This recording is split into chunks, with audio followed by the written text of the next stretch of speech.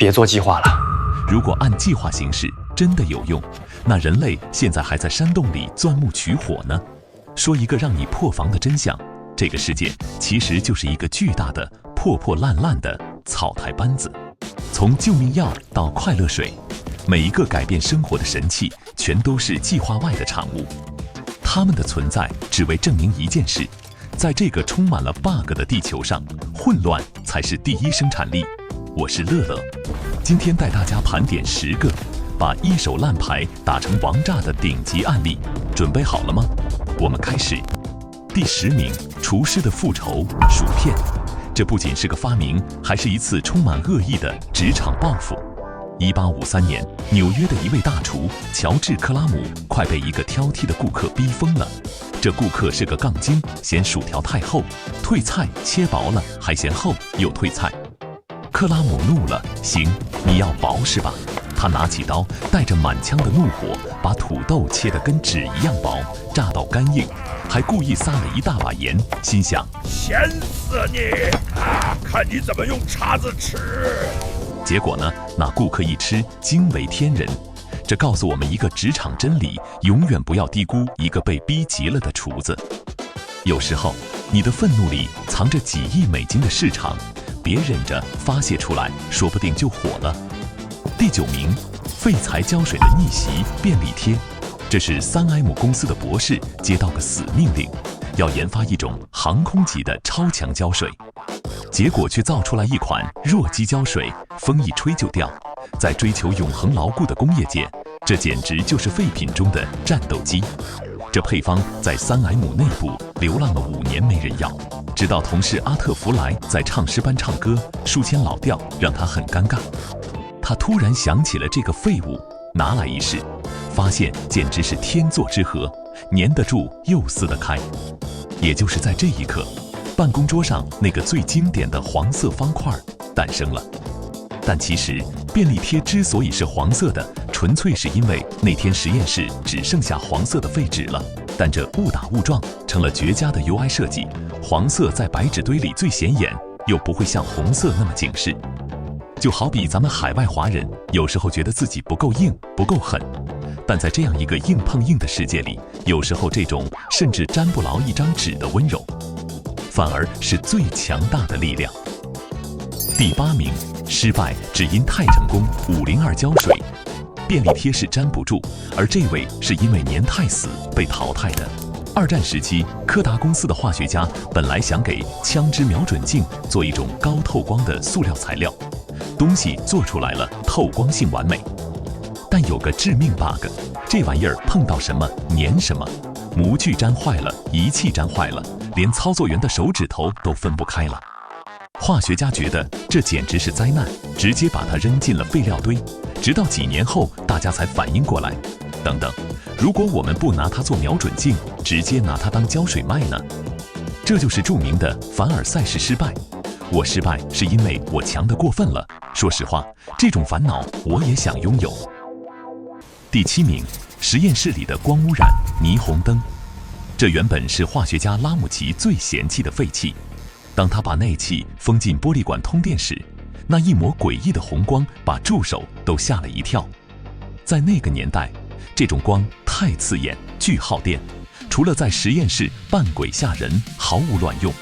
这就是审美的差别。化学家觉得是光污染，但法国人乔治·克劳德看到的是欲望。他把废气变成了巴黎理发店的招牌。瞬间，这种高饱和度的光芒成了都市夜生活的灵魂。大家品一品，我们现在觉得赛博朋克很酷，酷在哪儿？不就是这种高对比度霓虹光在雨夜里的折射吗？如果抽掉这种原本被视为工业废料的红光，现代都市的夜晚将失去1半的荷尔蒙。第6名，口袋里的岩浆微波炉。这是一个关于吃货的故事。雷神公司的工程师正在测军用雷达，突然感觉裤兜里热热的、黏黏的，掏出来一看，下午茶准备的一块巧克力棒化成了一滩岩浆。正常人这时候第一反应肯定是：我操，有辐射，我会不会绝育？但这大哥脑回路清奇，他第一反应是：这玩意儿既然能热巧克力，那能不能崩个爆米花？于是人类第一台微波炉诞生了。这东西简直是咱们打工人的再生父母，没有它，咱们 Costco 买回来的速冻水饺和隔夜披萨将彻底失去灵魂。看到这儿，你会发现，这些改变世界的科学家看起来也都挺不靠谱的，对吧？生活里很多好东西都是歪打正着。但反过来说，现在市面上很多吹得天花乱坠的黑科技家电，买回家其实全是智商税。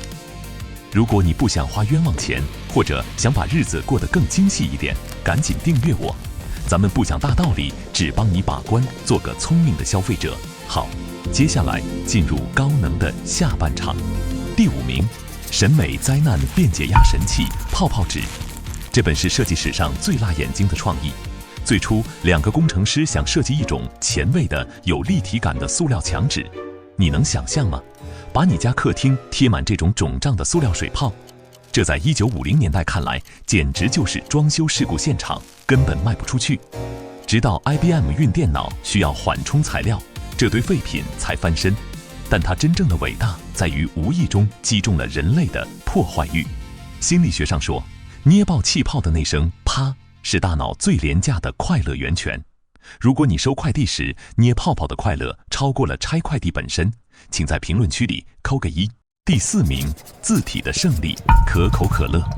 谁能想到，这瓶全人类的快乐水最开始其实是一瓶写满绝望的戒断药。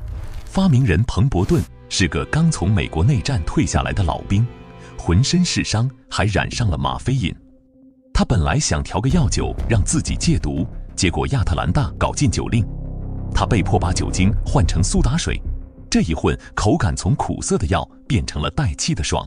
但作为设计师，我必须说，这玩意儿能活过100年，一半功劳得归那个叫罗宾逊的会计。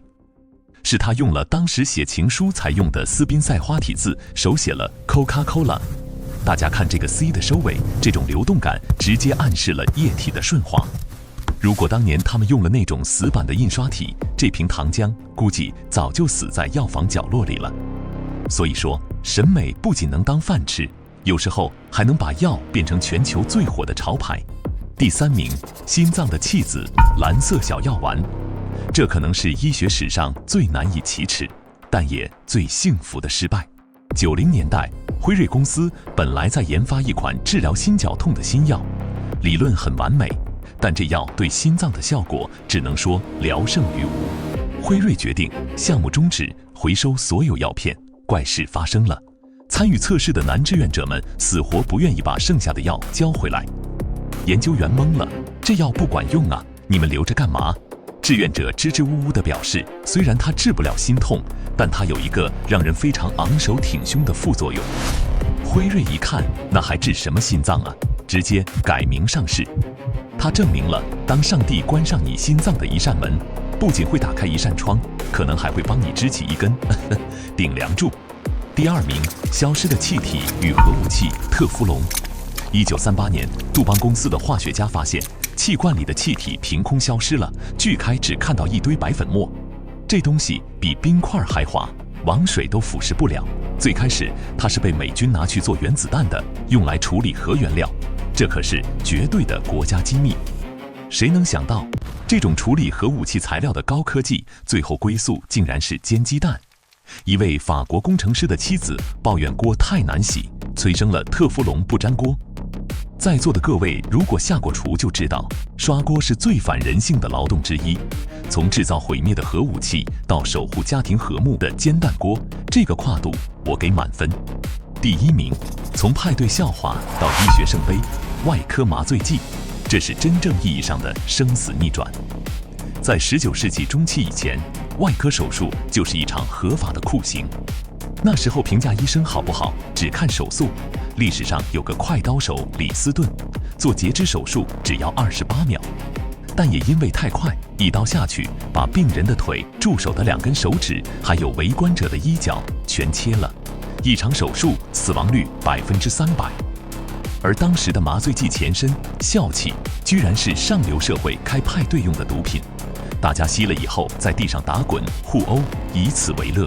直到有牙医发现这帮人磕嗨了，腿破了都不疼，才意识到这东西能救命。这是一个极其讽刺的时刻，人类用来麻痹神经、逃避现实的玩具，最终变成了直面病痛、拯救生命的圣器。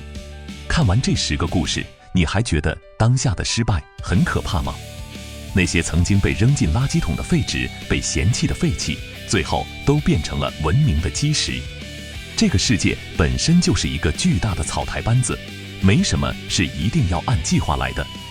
如果你的生活现在也一团糟，别急，也许你只是正在发明你人生中的可口可乐。